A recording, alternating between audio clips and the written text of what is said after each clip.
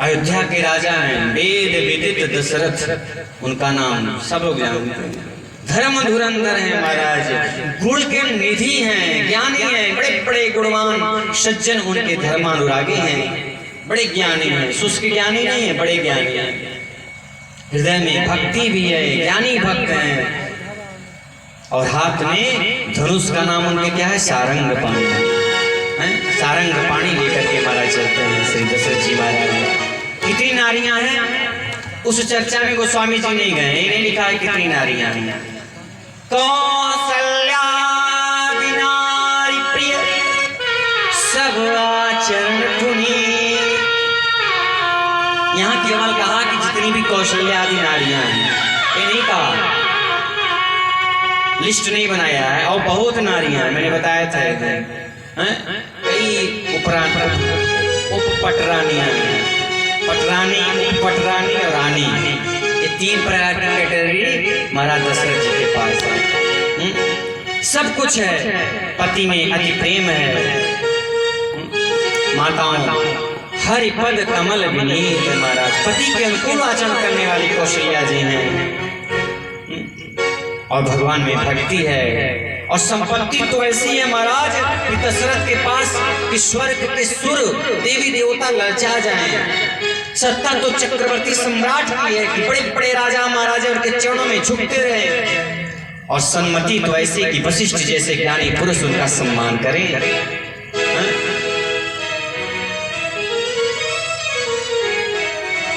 बस एक ही बात का अभाव था महाराज, एक ही बात का अभाव था, संतति नहीं थी।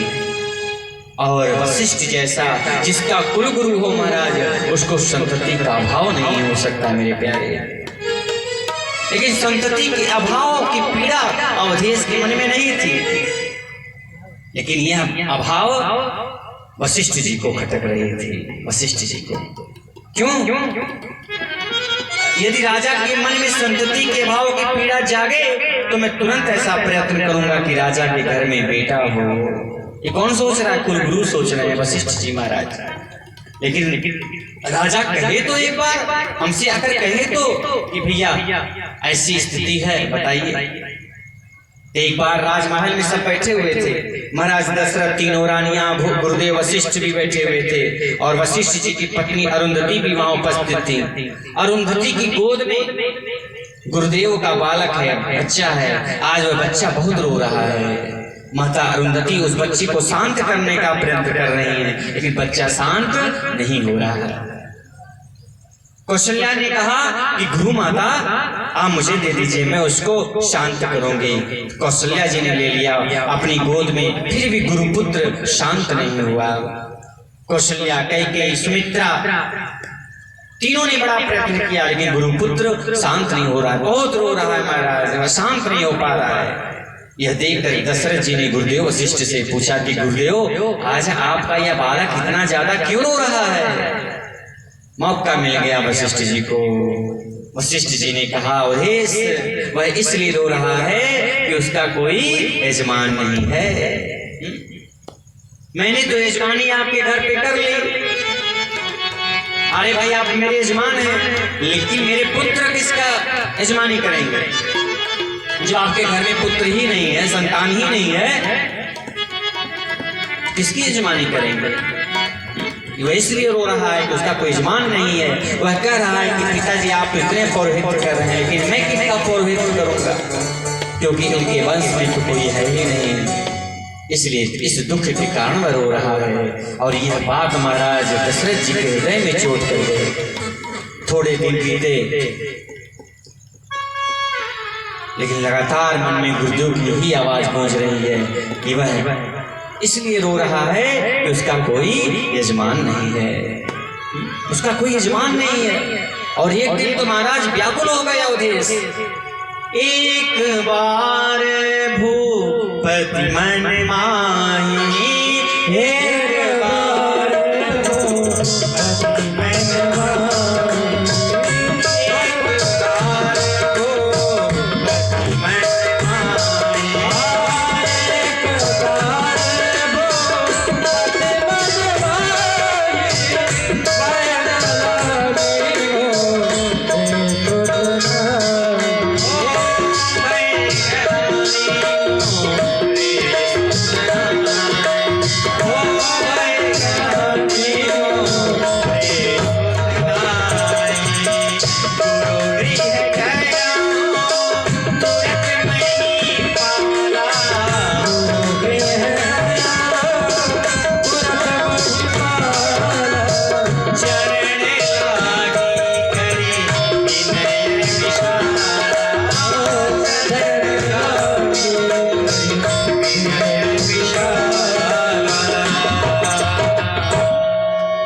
एक बार अवधेश के मन में ग्लानि हुई कि मेरी संतति नहीं है। गुरुदेव के पास इस ग्लानि को लेकर के गए हैं, गुरुदेव के चरणों में पहुंचे हैं, प्रणाम किया, अपने सुख और दुख दोनों का वर्णन किया है।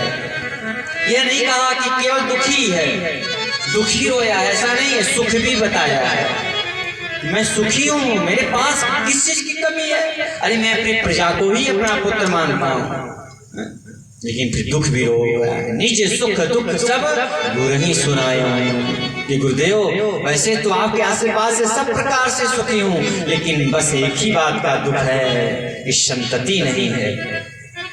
अवध के राज सिंहासन को उत्तराधिकारी नहीं मिला। गुरुदेव कृपा करिए।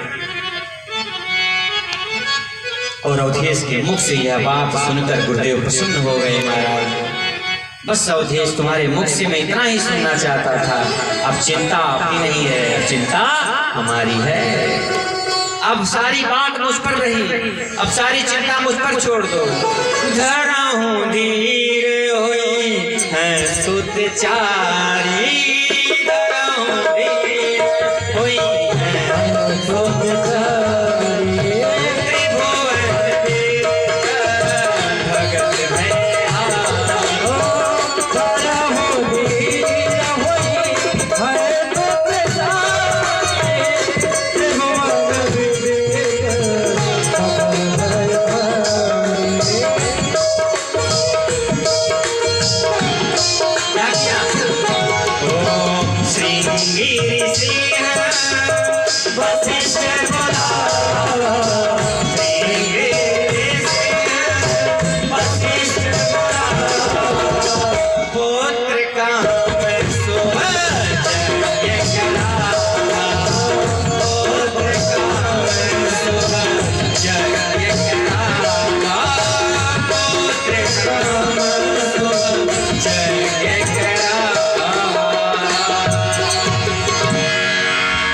चिंता नहीं है, आपके गुरुदेव की चिंता है। और मैं आपको बता दे रहा हूं, धैर्य रखो, तुम्हारे 4 पुत्र होंगे। तुरंत महर्षि ने आशीर्वाद प्रदान कर दिया। और 4 साधारण नहीं होंगे, त्रिभुवन विदित और भक्तों के भय को हरण करने वाले होंगे। अब आगे वाली बात गुरुदेव ने ही संभाली है। श्रृंगी ऋषि को बुलवाया है। गुरुदेव ने श्रृंगी ऋषि वशिष्ठ बुलावा, पुत्र कामेष्टि यज्ञ करावा। गुरुदेव ने पुत्र काम शुभ यज्ञ करावा है।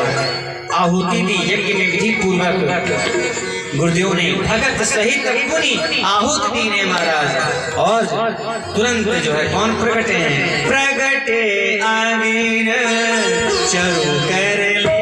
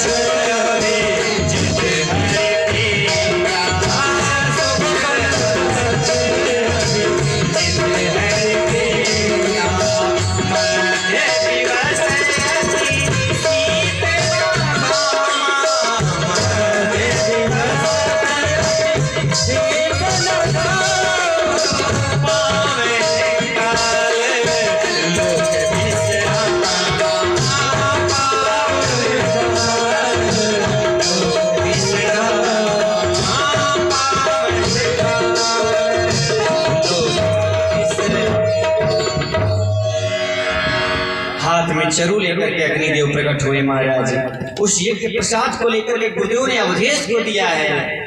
गुरुदेव की आज्ञा से अवधेश ने उस प्रसाद को सूंघ कर आदर से अपने मस्तक पर चढ़ाया है और गुरुदेव की आज्ञा के अनुसार 3 रानियों में बांट दिया। और बांटने वाली विधि विशिष्ट है। पहले उस भाग के दो भाग किए हैं। एक भाग यानी आधा कौशल्य ने दीधा, कौशल्या को दिया है। फिर जो शेष बच गया आधा उसके और दो भाग कर दिए, यानी एक का 4 कैकेयी को दिया है। फिर जो शेष रह गया उसके दो भाग किए, कौशल्या और कैकेयी के हाथों से यह दोनों भाग सुमित्रा को प्रदान किया गया है। राजा के द्वारा सम्मानित रानियों ने सुमित्रा जी का सम्मान किया है बंधुओं। क्यों? सुमित्रा जो थी ना वो पटरानी थी, ऐसा भी वर्णन आता है। सबसे ज्यादा अगर किसी से प्रेम करते थे तो कैकेयी से करते थे, और ममत्व अगर किसी से था तो कौशल्या से था। लेकिन सेवा का भाव किसके पास था? तो कहा सुमित्रा के पास था। सुमित्रा जी ने कहा मैं 2 भाग ग्रहण कर रही हूं, और यदि मेरे 2 पुत्र हुए तो ही कौशल्य मैं एक पुत्र तुम्हारे चरणों में लगा दूंगी, और एक पुत्र तुम्हारे चरणों में लगा दूंगी। और बंधुओं, सुमित्रानंदन लखन जी महाराज कौशल्यानंदन राम की सेवा में समर्पित हो गए, और सुमित्रानंदन शत्रुघ्न जी महाराज कैकेयी नंदन भरत की सेवा में हो गए। विधि गर्भ सहित सब नारी, जब से श्री हरि अपने अंश समेत माताओं के गर्भ में आए हैं महाराज, माताएं मंगल स्वप्न देख रही हैं, खूब शुभ शुभ स्वप्न देख रही हैं। अयोध्या के लोगों को मंगल शकुन हो रहे हैं, सरजू अमृत देने लगी महाराज। अयोध्या के लोग अयोध्या में धरती में जहां भी गड्ढा करे महाराज, धरती रत्न देने लगी महाराज। और एक मंगल समय आया है, क्या? जोग लगन ग्रह बार तिथि सकल चर अचर हर्ष जुत राम जन्म सुख मोह। जो लगन ग्रह वार तिथि सब अनुकूल हो गए महाराज, चर अचर सब हर्ष युक्त हो गए। कौन सी तिथि? नवमी तिथि मधुमास प्रीता, शुक्ल पक्ष अभिजित हरिप्रीता। नवमी तिथि को महाराज शुक्ल पक्ष में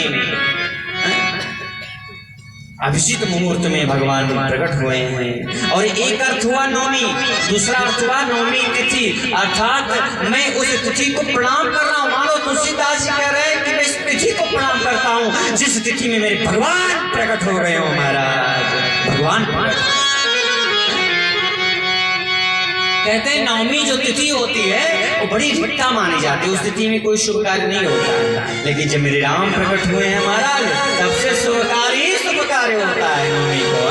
ये मेरे गोविंद की कृपा नहीं तो किसकी कृपा है? सभी तिथियां भगवान के सामने हाथ जोड़कर खड़ी हो गई, अपनी अपनी महिमा का गान करने लगी, कहने लगी प्रभु मुझ में प्रकट होइए, मुझ में प्रकट होइए। नवमी बेचारी किनारे बैठी हुई थी, सोची कि मैं तो रिक्ता तिथि हूँ, मुझे कौन पूछने वाला है। भगवान ने सोचा चलो, अरे जिसकी महिमा संसार में बढ़ाए तो हमारा आना सार्थक हो जाए महाराज। फिर भगवान ने सोचा कि जो रिक्त होता है उसी को तो हम भर सकते हैं। अरे जो रिक्त होता है, खाली होता है, उसी को तो भरा जाता है? और बंधुओं, जो भरे हुए हैं उनको क्या भरा जाए, जो भरे हुए हैं पहले से है? तो भगवान जो रिक्त है, जो भरे नहीं अपूर्ण है, ऐसे रिक्त को महाराज मेरे भगवान कृपा करते हैं। नवमी में भगवान ने प्रकट होने का निर्णय लिया। चैत्र मास शुक्ल पक्ष नवमी तिथि अभिजित नक्षत्र मध्याह्न समय में कुछ समय के लिए वह अभिजित रहता है। न बहुत गर्मी है, न बहुत सर्दी है, न बहुत, एकदम शीतल मंद सुरभि बाहु हर्षित सुत संतन मन जाओ।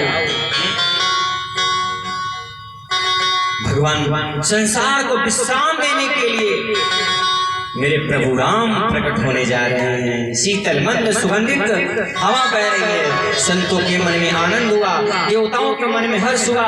ब्रह्मादि देवी देवतावत के आकाश में आए हैं, भगवान के गर्भ की स्तुति की है। सुर समोह विनती करी पहुंचे जग निवास प्रभु प्रगटे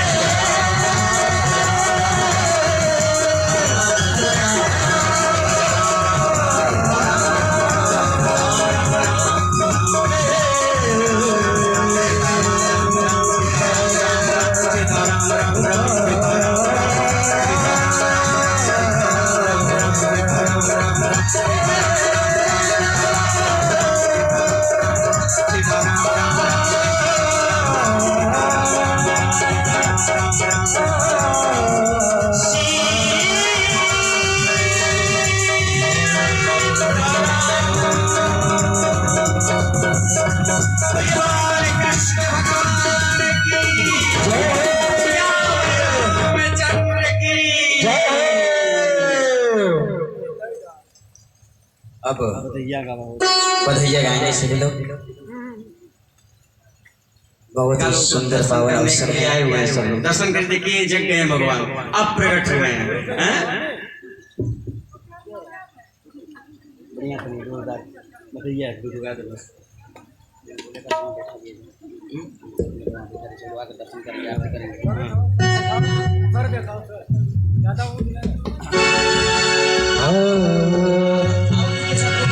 वो घरे घरे आनंद छायो आयो जानगे, घरे घरे आनंद छायो आयो जानगे, जागत छायो आयो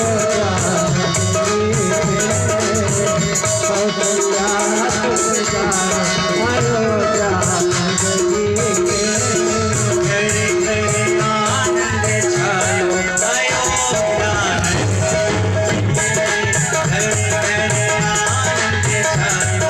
आयो जानगे।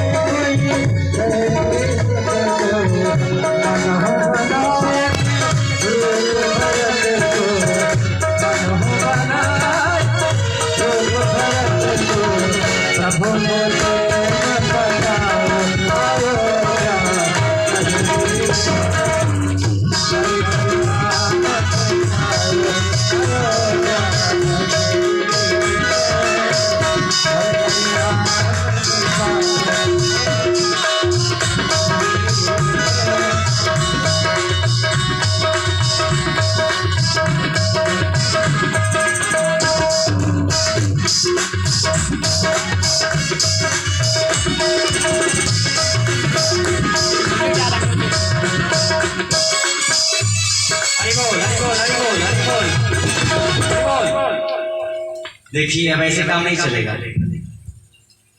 अब थोड़ा सा नृत्य करना पड़ेगा, क्योंकि अब देखिए हमारे घर में जब कोई बालक का जन्म होता है तो हम लोग कितने उत्साहित हो जाते हैं। और आज परिवार में मेरे स्वयं प्रभु नारायण अवतार राघवेंद्र सरकार आए हैं, क्या लोग नृत्य नहीं करेंगे? 1 2 3 4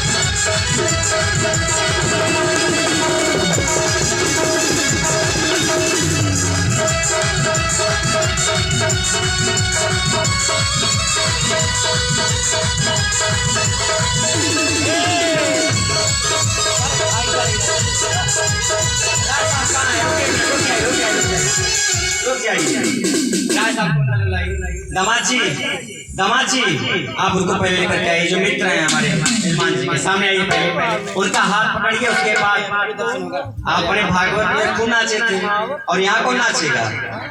फिर इधर आइए आप, अरे आप भगवान का जन्मोत्सव है, फिर इधर आइए, आज क्या ट्राई करना है, कल तो धूम मचाना है, आइए 1 2 3 4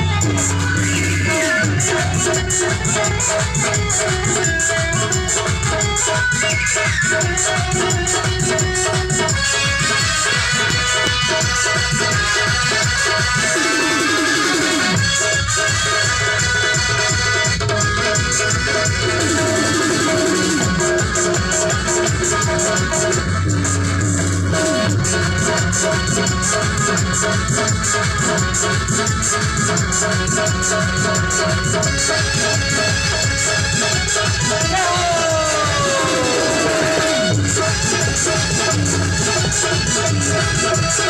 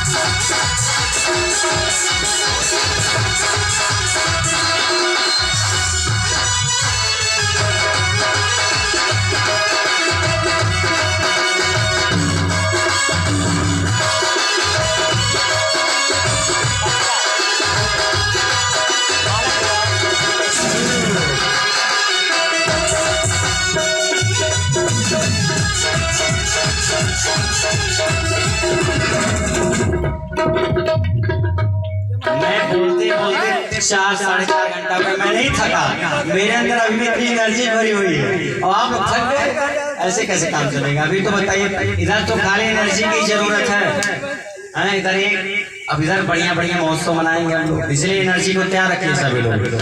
क्या साहब आरती किया जाए? चलिए छोटा सा म्यूजिक बजा करके आरती किया जाए, तैयारी की तैयार करिए।